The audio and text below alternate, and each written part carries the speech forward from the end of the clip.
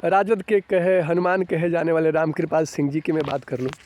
Ramkripal Singh ji RJD में थे। उनको भी लगा कि लालू जी की सेवा करते करते बहुत दिन हो गए और उनका टिकट भी कट गया मीसा भारती को लेके। भाजपा तो इस फिराक में रहती है कि कोई ताकतवर नेता हो जिसका टिकट कटे। भाजपा ये फिराक में रहती है चारों तरफ कि कोई ताकतवर नेता किसी क्षेत्रीय पार्टी का हो, उसका टिकट कटे।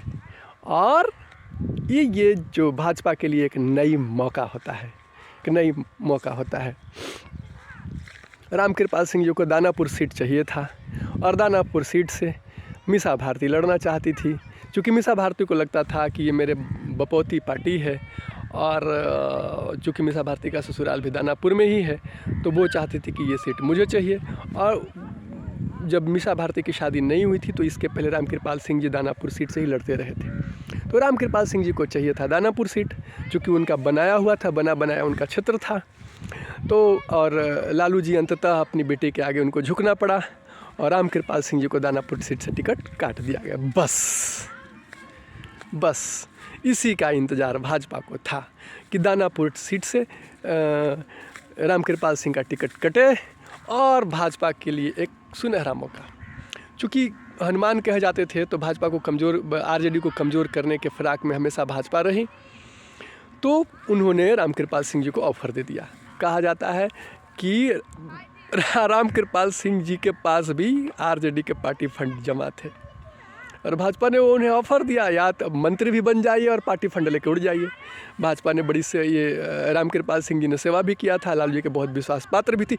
एक चीज़ है, जब भी भाजपा तोड़ती है किसी नेता को तो याद रखिएगा वो टुटपुजिया नेता को नहीं तोड़ती है, वैसे ताकतवर नेता को तोड़ती है। और ऐसे जब ऐसे ताकतवर नेता टूटते हैं किसी भी पार्टी से तो बड़े पैमाने पर पार्टी फंड जो होता है, जो अवैध वसूली होता है ट्रांसफ़र, पोस्टिंग या भर्ती को लेके, तो वो पैसा उनके पास जमा रहता है और भाजपा बस सीधा मंत्र देती है, अब क्या, ज़िंदगी भर में 7 पुश्तों इतना नहीं कमा पाओगे जितना एक झटके में उड़ोगे तो मैं कमवा दूंगा। और भाजपा कमवा भी देती है, क्योंकि भाजपा अच्छी तरीके से जानती है कि 2 नंबर के पैसे कहाँ से आते हैं और इसको कैसे बनाया जाता है। इतना बेशर्म पार्टी, इतना बेशर्मी के साथ राजनीति करने वाला पार्टी मैंने अपने जीवन में भारत के राजनीतिक व्यवस्था को चौपट कर, लोकतंत्र का पूरा मजाक उड़ा के, बहुमत का पूरा मजाक उड़ा के, संविधान के पूरा मजाक उड़ा के, और जब से, पहले तो शायद ऐसी नहीं थी, क्योंकि जब अटल अडवाणी जी की भाजपा थी तो उसके कुछ आदर्श थे। हालांकि मैं तब भी भाजपा को कभी पसंद नहीं किया, क्योंकि इन लोगों ने धर्म के आधार पर राजनीति किया है, कभी अपने विकास के बल पर, और इन्होंने हमेशा एजेंडा चोर रहे हैं। इनका अपना कोई एजेंडा भी नहीं रहा इनके पास कोई, चूँकि इनके नेता आप सुब्रमण्यम स्वामी को भी सुन लीजिए क्या बोलते हैं मोदी जी के बारे में। फिर अभी जो राज्यपाल हैं मलिक साहब, सत्यपाल मलिक जी, उनकी सुनिए, पोल खोल चल रहा है। शत्रुघ्न सिन्हा जी से सुन लीजिए, हालांकि अडवाणी जी, अटल जी तो चुप हो गए। प्रवीण तोगड़िया जी की तो हत्या ही करा दी गई, अशोक सिंघल जी की हत्या करा दी गई।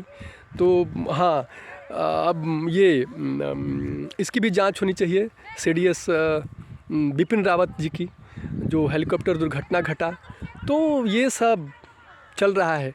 अगर यदि ये लोग समझता है कि जनता मूर्ख है, इतना मूर्ख है कि ये इस जनता के पास इतनी समझ नहीं कि ये लोग करेंगे और हम लोग समझेंगे भी नहीं। इन लोगों में से जितने इनके नेता हैं, इन लोगों में से किसी से कम दिमाग ईश्वर कृपा से हम लोगों को भगवान ने नहीं दिया है। हाँ, दिगर बात है कि हम लोग इतना नीचता नहीं कर पाते हैं जितना नीचता ये लोग जाते हैं। सत्ता के लिए हत्या करना, सत्ता के लिए नरसंहार जनसंहार करा देना, हम इतने नीच नहीं हैं। और ये नीचता के पराकाष्ठा हैं, यही कारण है। और खुलेआम करते हैं लूट, पैसा उगाही, मर्डर, नरसंहार, जनसंहार, ये खुलेआम करते हैं। तो हनुमान को भी उड़ाया और एकदम ले गया, एकदम नीचे स्तर तक ले गया। हनुमान भी उड़े, हनुमान के भी बल्ले बल्ले। और आरजेडी भी क्या करती, लालू जी भी क्या करते, हाथ मिलते रह गए।